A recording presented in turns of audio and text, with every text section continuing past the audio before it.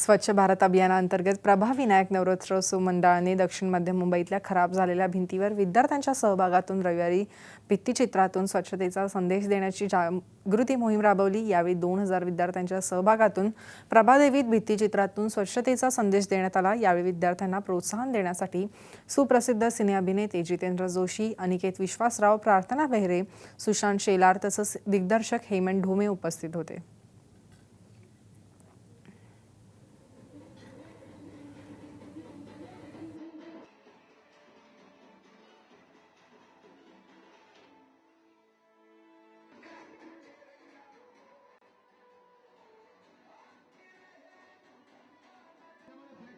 आज हे स्वच्छता अभियानाअंतर्गत ही जी चित्रकला मोहीम यांनी राबवली आहे, भिंतींवर चित्र काढतात मुलं, याच्याशी संबंधित जर गड किल्ल्यांचा विषय पोहोचवता आला, तिथे जर आपण स्वच्छता राखू शकलो तर केवळ चित्रपटाचं प्रमोशन म्हणून नव्हे, पण ही गोष्ट पोहोचवण्यासाठी म्हणून मी, अनिकेत आणि हेमंत आम्ही इथे आलो। खूप बरं वाटलं सर्वात आधी इकडे येऊन। हा खूप चांगला उपक्रम आहे आणि सगळ्या लहान मुलांना वेगवेगळ्या वयातल्या खूप लहान मुलांपासून ते तरुण मुलांपर्यंत इथे सगळे उपस्थित आहेत। मला या माध्यमातून तुमच्या मार्फत हीच विनंती करायची आहे सगळ्यांना इथे उपस्थित असलेल्या मुलांना की ही जी ऍक्टिव्हिटी त्यांनी केली आहे त्याचप्रमाणे गड किल्ल्यांवरती व्हिजिट करणं आणि तिथे जाऊन गड किल्ले महाराजांनी बनवले त्याचा अभ्यास करणं आणि ती कशी आहेत आणि त्यांची कशी अवस्था झाली आहे हे जर तिथे जाऊन त्यांनी अनुभवलं तर त्यांना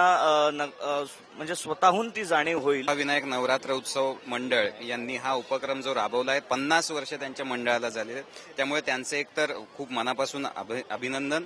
आणि आज हा जो उपक्रम आहे की स्वच्छता अभियान हे तरुण पिढीपर्यंत पोहोचवणं, तरुण पिढीच्या मार्फत पोहोचवणं, हा एक खूप मोठा उपक्रम आहे। या पद्धतीचा उपक्रम आमच्या इथे प्रभा विनायक या मंडळातर्फे भरवला गेला आहे। स्वच्छ भारत अभियान या गोष्टीची मला कुठे तरी अभिमान वाटतो, अभियान जे राबवतात त्याबद्दल। नवरात्र उत्सव मंडळ ही साधारणतः वर्षभरातनं एकदा येणारा नवरात्र उत्सव जोराने साजरा करणं, दिमागदार साजरा करणं अशा प्रकारचेच कामं करतात। पण हा नवरात्र उत्सव मंडळ वर्षभर वेगवेगळे उपक्रम राबवून विभागातील गरजवंत असतील, मग ते विद्यार्थी असतील, ज्येष्ठ नागरिक असतील, त्यांना आवश्यक असलेल्या ज्या गोष्टी आहेत त्या पूर्ण करतात। ही एक अभिमानाची गोष्ट आहे। आमचा 50 वर्ष आम्ही जो प्रोग्राम करतोय ते आम्ही स्वखुशीने, म्हणजे बाहेर कोणाकडे वर्गणी न मागता आम्ही हा उत्सव करत असतो।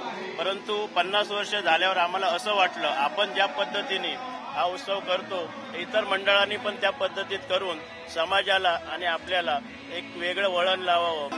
मी लहानपणापासून हे बघत आले। आय थिंक मी पण जेव्हा ह्यांच्या एवढी होते तेव्हा मी पण अशा सगळ्या